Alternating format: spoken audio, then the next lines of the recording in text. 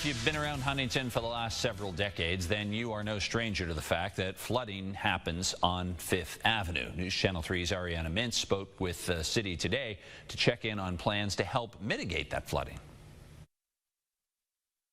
One thing that they have faced for more than a half a century is flooding on 5th Avenue and 3rd Avenue around 24th and 25th Street. Executive Director of the Huntington Water Quality Review Board, Brian Bracey, says this has been an issue for years because it's a combined system.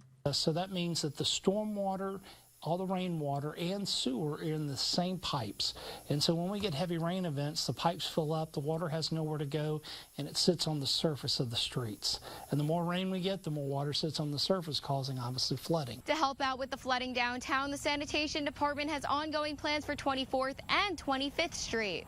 The department went to the city to get help with their solution. So we proposed to them to use part of the ARPA funds or the American Rescue Plan Act just for that reason, and they supported it. Ongoing plans are being made to use these funds to help with flooding. So our plan is to separate those systems at 3rd Avenue, 5th Avenue, 24th, and 25th Street so that we can just direct all that storm water away from that area and get it out to the Ohio River. Bracey also says additional funding for the project comes from other government and state funding agencies to help the people of downtown. Ariana Mintz, WSAZ News Channel 3, Huntington.